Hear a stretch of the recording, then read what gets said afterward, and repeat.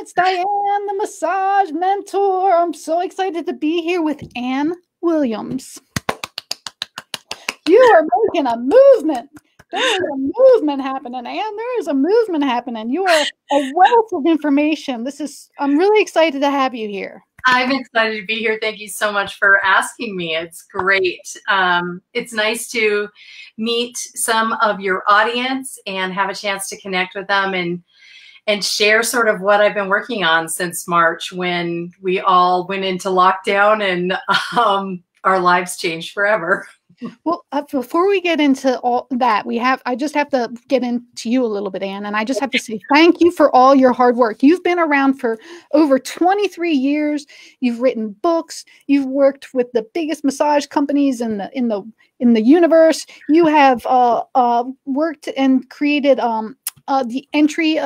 worked with and created the entry-level analysis project. Yeah. You have done so many things, and I'm so proud of you. Thank you. Thank you so much.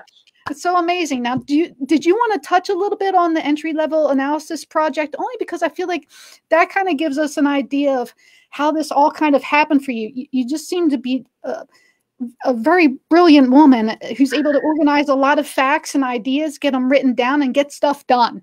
Get it done. Definitely a get it done sort of person. There's no doubt about that. And that's why social distancing is working for me, because I'm getting a lot done and it feels great. So the entry-level analysis project, or ELAP as we call it for short, was a project that was formed by the National Coalition of Massage Therapy Organizations. So all the big organizations coming together and working together. And I was really the project leader and the primary scribe, but I worked with a number of people on the task force.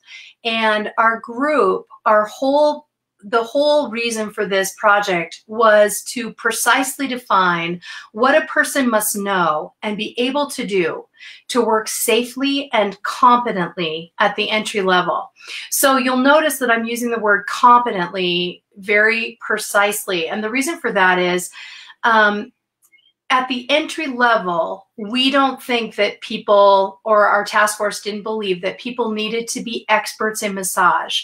They needed to be safe and competent, and that means do a job properly.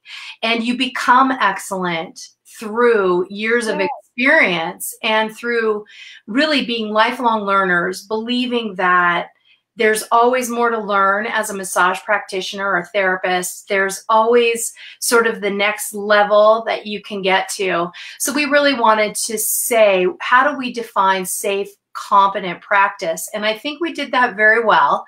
But as I was telling you, we did that very well for a moment in time. And I remember very clearly, one thing I was very adamant about was that we include communication skills as core training for massage therapists.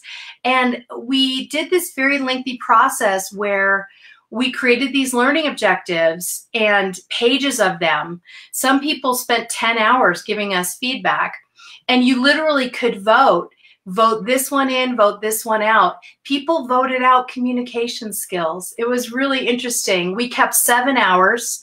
Originally, there was 30 hours. Oh, wow. So it was really a collaborative process where we adhered to what the profession told us about what was important. And that was a really important piece for me, that ethical, like that integrity. This is not 7 people's opinions. This is, we're offering you a chance to give feedback if you're willing to take it. And people gave feedback, and it was incredible. So that was a thrilling project. It took up 2 years of my life. At the time, Eric and I were dating, my husband, Eric Brown. We broke up because I was more in love with ELAP than with him. And I learned the hard lesson of never putting your work before relationship. Oh, I got a slap down, but I won him back over time. Aww. So he's first.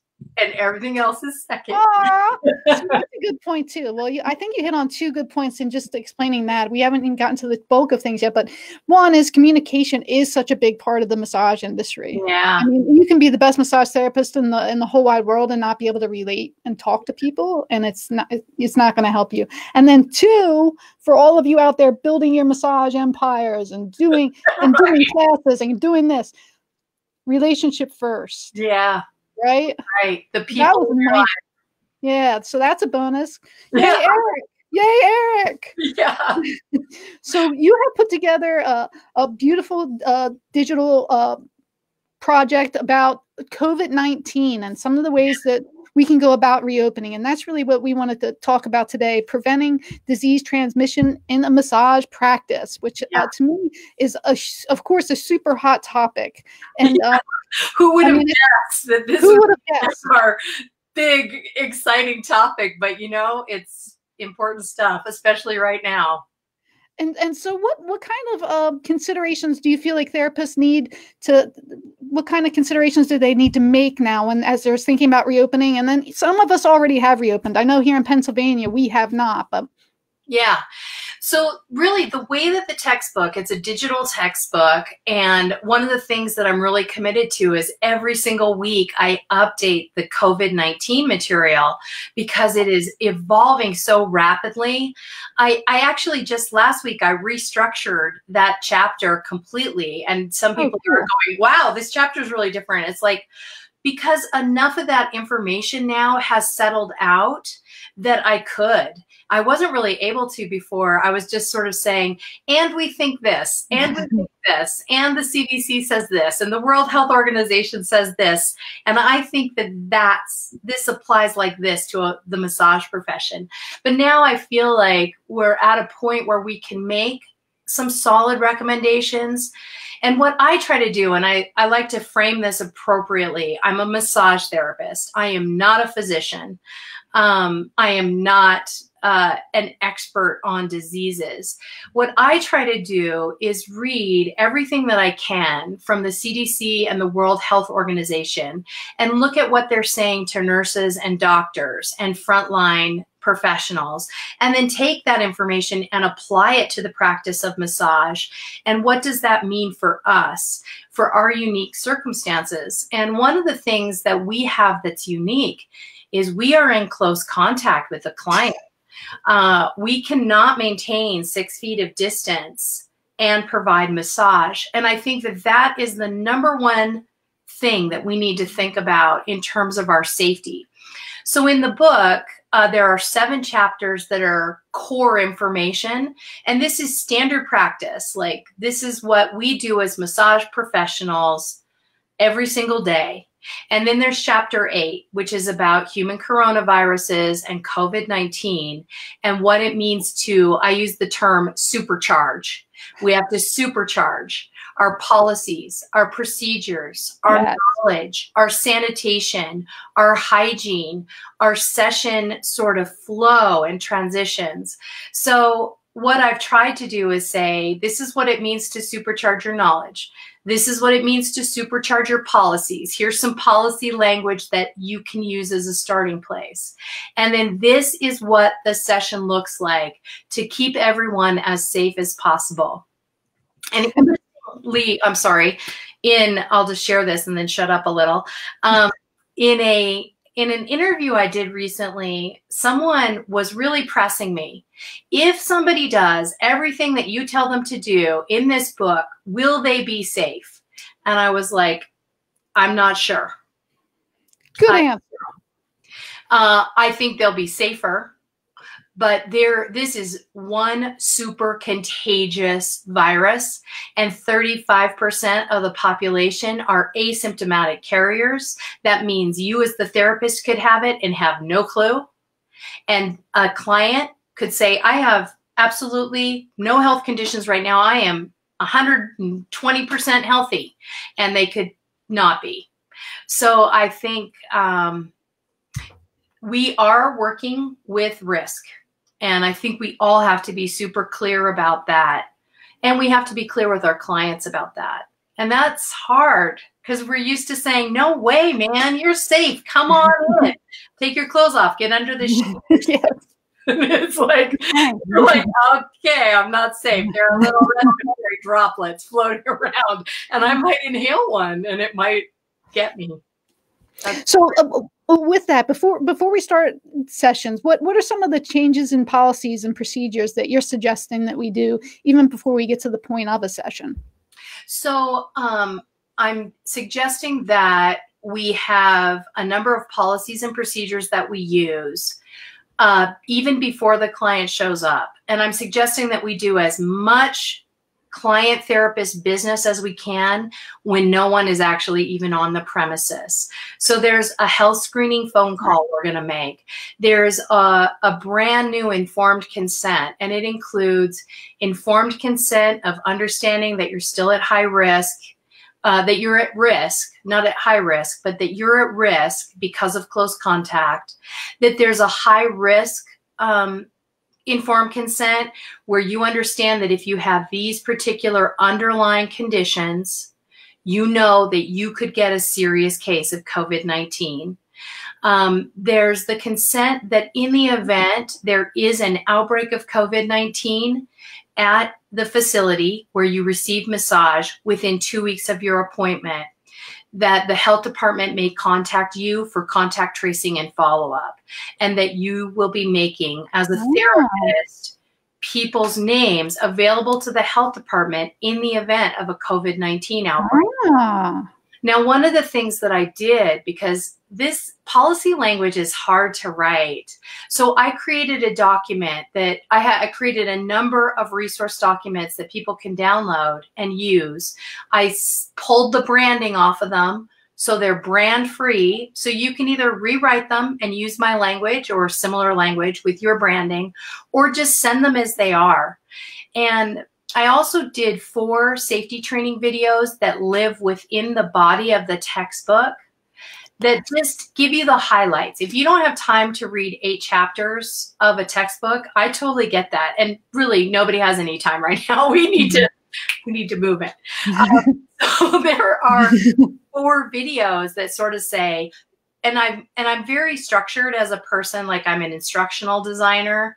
So how people learn and how you facilitate learning is super important to me. So I'm very much like, do this, then do this, then do this, then do this, so long as you want to, because you still have free will and you don't have to listen to me if you don't want to. No, this is my recommendation. We need you, Ann. We need you. Just make it as easy as possible, because people are stressed. They don't have time.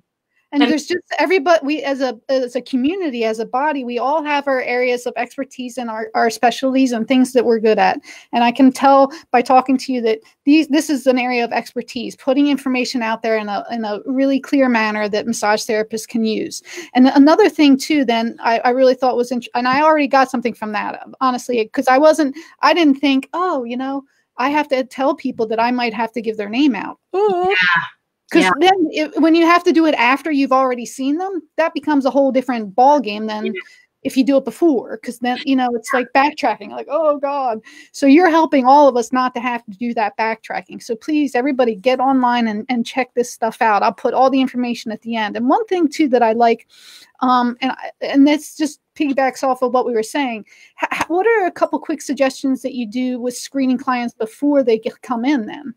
So our screening is going to be very specific, and we're going to do it twice. And first, we're going to do it in a phone call the day before, and then we're going to do it when they arrive. So the day before phone call looks a little bit like, as I let you know during our booking phone call or during our booking process, I'm going to call you 24 hours before your session and just check in with you about your health. And those check-in questions, I've written them out for you. They're pretty simple. They're within the last 2 weeks, have you experienced any respiratory symptoms or any digestive symptoms? Because that's a crazy thing about COVID. It shows up with this really crazy wide range of symptoms. So any new symptom, health symptom, we have to treat as potentially suspicious. So no, I haven't had any any respiratory or digestive issues in the last 2 weeks. Great. You cross that off the list. Have you been in contact with anybody that has, or have you been caring for someone who has tested positive for COVID-19 in the last 2 weeks, or living with someone who's tested positive? Have you had a COVID-19 test and received your results? And it's interesting because people will have a COVID-19 test, but they haven't gotten the results back yet. So it's business as normal until somebody tells them that they're negative. But for us, if you've been tested, there's been a reason that you've been tested, and that's a no-go until we hear that your test results are negative. And you can make the argument that some of the test results are not very conclusive because the testing isn't refined yet. But I would err, if somebody's tested negative, I would err on the side of they've tested negative, but I'm still going to take every single precaution. Because the thing we have to worry about more than anything else are the 35% asymptomatic carriers who have no idea that they're sick and who are telling us that they're fine. But we can talk about that in a minute. Let's say the client now arrives. They've gotten through your screening process. They arrive at your door. You're going to have them wait in the car. You're going to text them when you're ready for them. You're going to love that. Come at the door with a wave, not a hug, not a handshake, no kissing on the cheek. I know we're so excited to see them. It's a wave. And then we're going to use a no-touch thermal temperature taker, and we're going to scan their temperature and make sure that they don't have a fever. And a fever is 100.4 degrees Fahrenheit or 38 degrees centigrade. And I actually somebody just told me that I made a mistake in one of my training videos. I say 104.4. And I'm sure I just got my words mixed up, but we're going to edit that today. But if you see it today, I made a mistake. So watch for it. And then, okay, they don't have a fever. You're going to ask them, since our screening discussion yesterday, have you developed any health symptoms that I need to know about? Okay, no. Fantastic. Now I'm going to check and make sure you have a proper face mask, and a bandana is not good enough. And a cloth face covering is not good enough. So I'm telling therapists, have disposable surgical masks on hand to give to your client. You can get them in bulk, and they are available again. So it seems like supplies for PPE are getting much, much better. And we don't have to necessarily have that ethical dilemma of I'm taking it away from a frontline healthcare worker. You can get them like Massage Warehouse has them in. So you want your client in a proper face mask. And again, I'm saying this not as a doctor, but as somebody who has really studied this disease, and you really want more protection than just a face covering can give you. Now, a surgical face mask protects you against large respiratory particles. You, the therapist, should have an N95 respirator mask, either with an exhalation valve or with just a filtering face piece respirator. Those are the ones that are in high demand. And the reason that I say this, and I'm sure some people, if you're a nurse, you might be saying to me, you're taking that away from frontline workers. I don't think that's completely true anymore, because I do think that there are more supplies. But here's the thing. Anybody who wants to challenge me on this, you get to make your own decision. But we are in each other's airspace. You're right above a client a lot of times. They're in your airspace, you're in their airspace. An N95 respirator, the N stands for not resistant to oil. The 95 stands for that it filters 95% of the smallest airborne particles. And that's what we get with COVID-19. We get large and small respiratory droplets. And I think that we are just as important, our lives, as anybody else's, and we have the right to protect ourselves from the smallest respiratory droplets, because we're not just protecting ourselves, we're walking home to family members. And on the other side of this, I want everybody to say, I'm alive, but so's my mom and my grandma. So That's my little take on that. There's a couple things too that I'm picking up as I'm listening to you talk that are positive. And what would be, and I don't mean to take away from the situation or anything like that, but for 20 some years, I've been massaging people that have come in and are like, hi.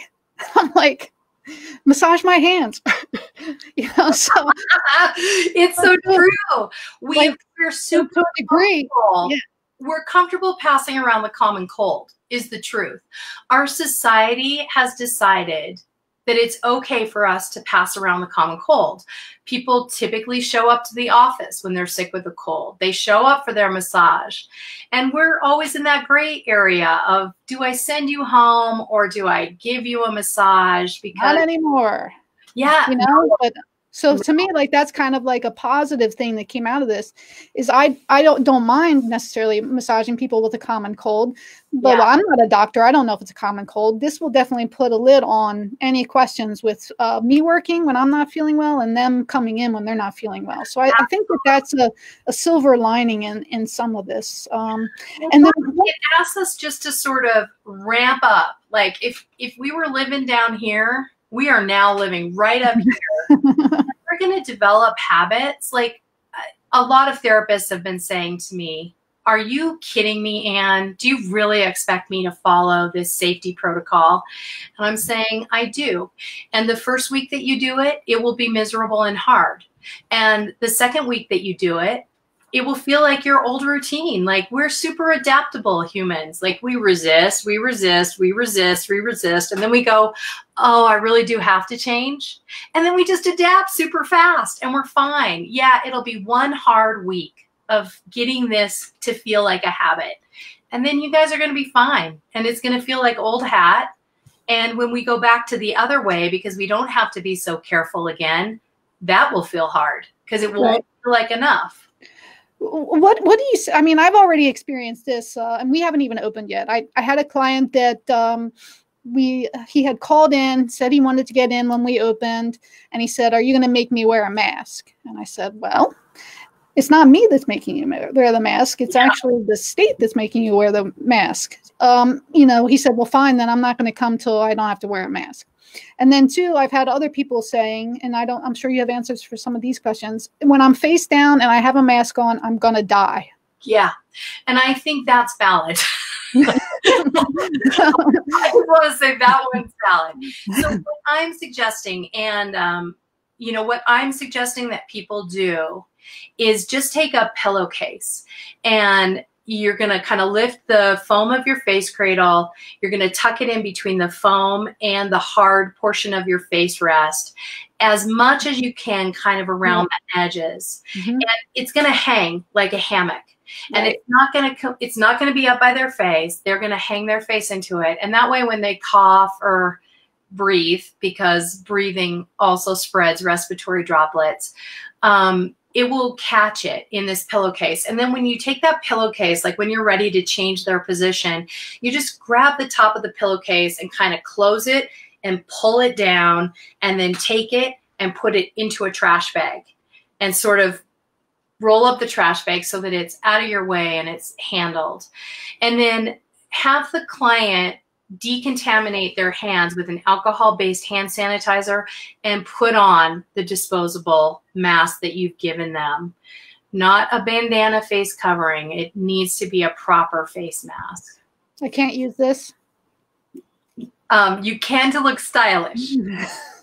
Not during the session. Molly made me that. She works for me. I had to give her a shout out, but it is not something that I might be able to wear it for a quick run into a store or something like that, but it might not be something I wear to do a massage. Right. It's something you wear when you can maintain 6 feet of physical distance between you and other people. But when we are in each other's airspace, we need more protection. And that just reminds me, I just wanted to tell you too, one of the things that we do here is we lay the pillowcase over the headrest, take our hand, and then just knock out a breathing hole, right?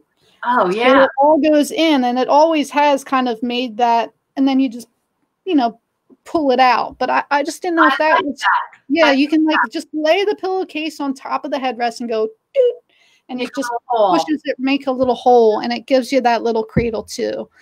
So I think that that's an all right suggestion that I'll throw out there too. I like it. Okay, so what else do I have? So you say prone, you agree. We can make some changes there. The other thing too, I know that for our the rest of the time they should be wearing their face mask. And that means when they're walking through your reception area, like before they enter the door, like they have it on. They're only taking it off for that one little bit of time. And I love the idea too, and we've already talked about this here, having people wait until in the car instead of waiting in the waiting room. Yeah. And I think that that's an amazing idea. I really, really love that one. So one of the things too that we've done here, and we were talking about, and I see that you mentioned it too, was, I have air purifiers now in all the rooms. So what about, does it travel through the heating systems and stuff like that? I saw mention of that. So there are a couple things to sort of factor in here. Like we have that one study that was done in China that everyone's seen that kind of got them worked up about air conditioning. And that was because the way that the air conditioner was blowing, it was taking droplets from one person and spreading them back in just this one stream back to like these tables at the back of the area. Right, I saw that. Mm-hmm. Yeah. And I have done some research, and the HVAC organization has done a whole bunch of research into this. And what they say is run your air conditioner or your heating unit as you normally would, but add ventilation. And what that means is that between sessions, you open windows and doors, you run big fans, and you just move the air.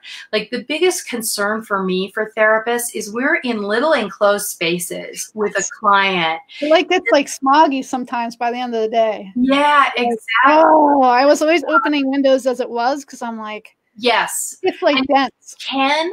Keep your windows open. But just like you've said that you're doing, if you can run a HEPA air filter, that will also, like a portable HEPA air filtration system.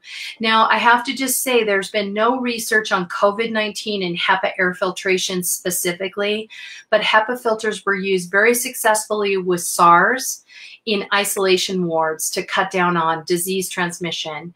So even though they're different viruses, they're running in the same family, and I think that it's a great safety precaution until we have more research. Yeah, I mean, I don't know why. Again, that was another thing. I'm like, why didn't I ever have an air purifier in my room before? Like, what was I thinking? And again, you can get the UV rays cooking on those. You get all kinds of stuff. We also have we have what's called an air scrubber. So it's actually hooked up to the HVA system. Oh, nice. And supposedly it helps scrub the air. I mean, that's like a rolling the dice, I'm sure, to a degree, but every little bit of getting clean air in a building, again, could help anytime. We've had that prior to this, and now I'm just thankful that I have it during. Yeah, and I think it's just like, I think we want to think about diluting any droplets that are in the air. We're just going to get the viral load as low as possible. Like in the event that a client is an asymptomatic carrier and they're breathing and coughing and laughing and talking, that's increasing the viral load in a closed space. So I'm also telling people, no, this is not a time for a good gossip. Oh, that's another good thing, though. Finally, be quiet in there. Yeah, I have a good reason to shut you down now. Your body. Yeah, this is not a conversation time. So there's another thing that we've been trying to get people to do for a long time, and that's just be quiet and enjoy it. Just enjoy it. You're just gonna enjoy it. You're gonna tune into your body. I love that. Breathe softly as soft as possible. No talking, no laughing. No talking, no laughing, no gossiping. Yeah. You lay there, enjoy this. Yeah. No, that's great. You let me know. But other than that, that is that's a really subtle, big deal, though, because if they're quiet and they're not talking, again, it's not spreading.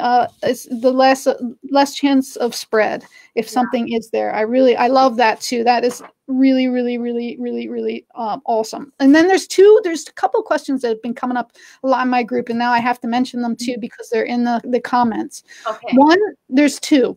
What about allergies? Clients with allergies? Yeah, meaning like, people are going to be like, Yeah. I have allergies, like, and they might, you know, but do you have any suggestions on how to? Yeah. That's always been a hard one for me too, as it was before. Well, if they take a medication for allergies, ask them to take their medication so that they are not sneezing and sniffling. If someone is just sneezing and coughing nonstop, right now, they're a no-go for massage. Like, it's like when you sneeze, like somebody has done research on, you know, how far those respiratory droplets travel. Force, like 25 feet. One researcher tracked them. 18 is kind of the standard, but 25, if you've got to really sneeze. You really get a lot behind it. 25 feet, you try hard.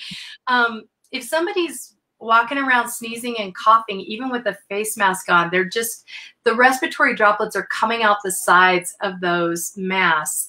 Now, if they have an N95 that really adheres to their face, all that respiratory discharge is staying right in that mask. That would be safer. But I think if they've got allergies and they can't take medication to kind of quell it, they should wait. Because I've just had some really runny-nosed people on my table. And I have to say, I don't know if I love people, I really do, but I don't know if I'll miss the respiratory droplets.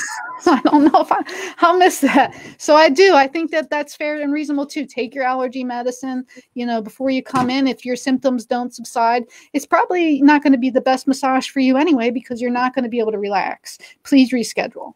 Yeah. You know, we might just have to do that. The other question too, that's come up, and I saw you did cover this, and then I don't want to keep you too much longer, although I could talk to you all day, is the mobile massage therapist. What are you making suggestions for them? Because that's a whole, like, I remember when that's how I started my career. And I was just like, the first time you go to someone's door, you're like, you knock, you never know what you're going to get. Well, at least back now it's probably different. I might do things differently, but then I had no idea what I was walking into at all. And I don't know if I'd feel comfortable with that now. I mean, regulars maybe, but. Yeah, if you really know that client well, that might be one thing. And I think that one of the things we're going to be up against is it's going to be different in my state than in your state or in my community. I live in a tiny little town. There's not a lot of COVID here right now. Everybody is super adhering to social distancing. Even on the trails, they're walking really far around each other, like they care. So we're in a good situation. Now, some people are in metropolitan areas and the people are used to being in more close quarters and they're more comfortable with that. You just don't know. So I think that if you're a mobile massage therapist, I would rather, I think you've got to really say, I know this client. I can verify that they are physically distancing from other people. I trust them. I know they have a clean environment. I feel safe. But I would not take a new client. Like, you can't control how clean that environment. You can't control how enclosed it is. You're just putting yourself at really high risk. I personally just would say don't do it if you can avoid it. Like, even if maybe you change your mobile clients and say, I'm going to invite you to my house and I'm going to know that I've controlled this space and created a really safe space for you in my living room where there's plenty of space around the table and I'm going to open all the windows and I can do everything right. That would be a better choice right now. Good ideas, good ideas. And then one of the other things is, do you have a suggestion on any kind of cleaning products or what we need to do a little bit different? Because you've just given me really great subtle suggestions. I'm even more confident with my own opening. So thank you again. And again for all your research and time. I know how much time it takes and thoughtfulness to be able to speak to the group of massage therapists. It's not an easy task, especially with something so delicate. So I want to. It is, and nobody can offer you any certainties, and that's a really important thing to keep putting out there. The disclaimer. Now, with cleaning products, you want to use an EPA registered disinfectant. So, you're going to use just a typical liquid hand soap to wash your hands. You're going to use an alcohol-based hand sanitizer to decontaminate your hands all the time. And that just needs to be 60% alcohol. But one thing to know about massage therapy is we've got our hands in lubricants. And the more greasy your hands are, the worse those alcohol-based hand sanitizers work. So if you can get a 70% one, that's really good. And actually, I have a document. It's a cleaning supply sort of list for people with recommended products. And there's a really good healthcare facility alcohol-based hand sanitizer that you can use that's 70% that works really good with greasy hands. So that's all part of the free textbook. So it's not hard to get to. And then with that, one of the things that I've done in my list is I've recommended a product that will kill everything. And I typically am or recommended products that will kill, that are really hardcore. They're hospital grade products. And I don't think necessarily we need to be doing that all the time. I think we need to be doing it right now. Usually I'm one of those green cleaners, right? Yeah. I'm an aromatherapy girl. Yeah. This is not the time for essential oils and vinegar.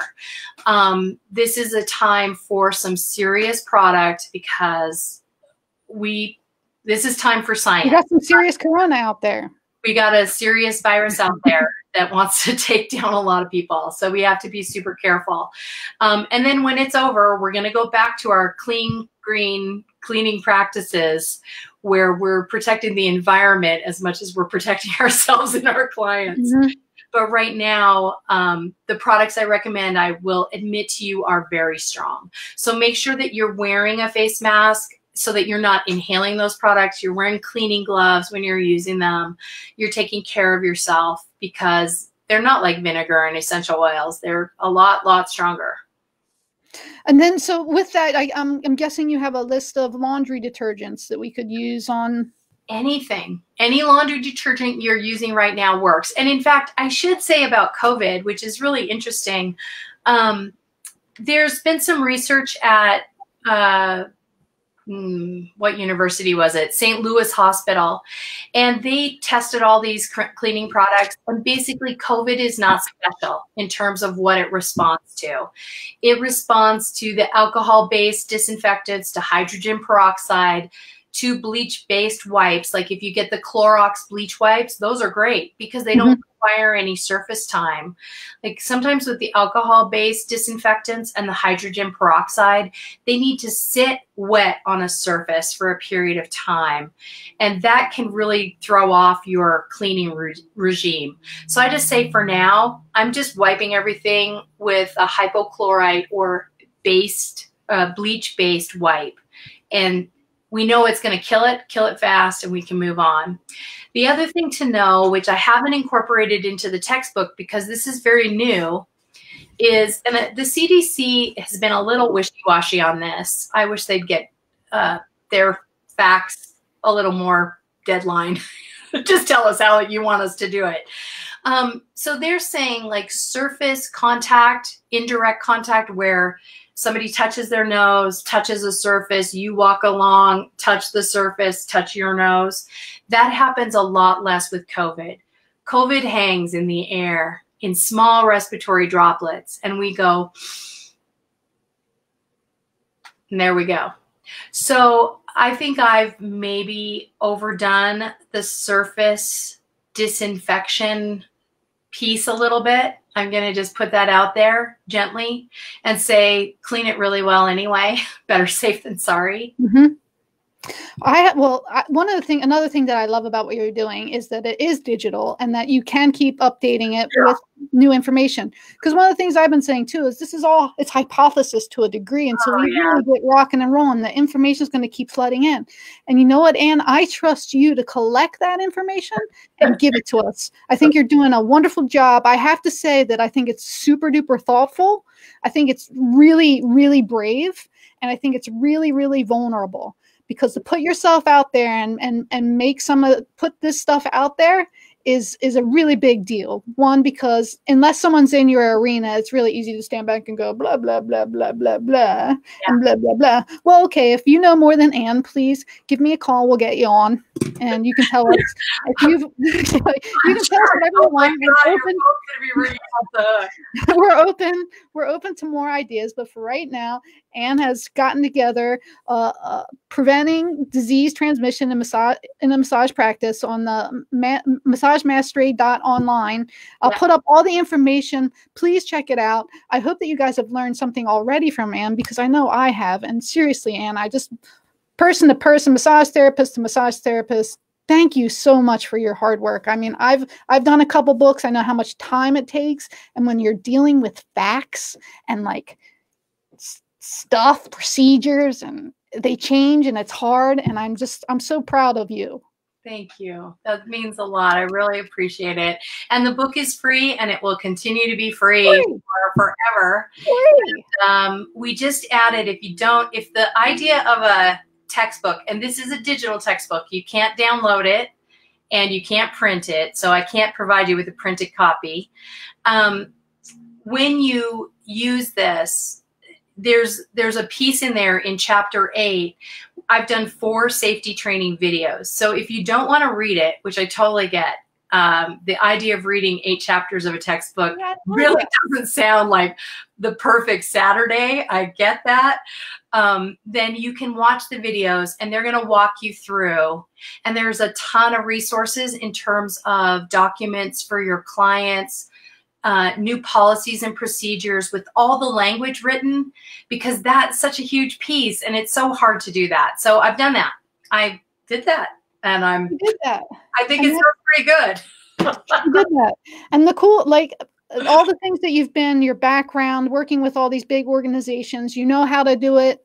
I trust you doing it. I can't wait to use some of your stuff. I'm already using some of your stuff in my brain. And again, thank you very much for your thoughtfulness, your hard work, your bravery, and your vulnerability. It's amazing and cool. And I hope you're so proud of yourself. And I hope everybody enjoyed.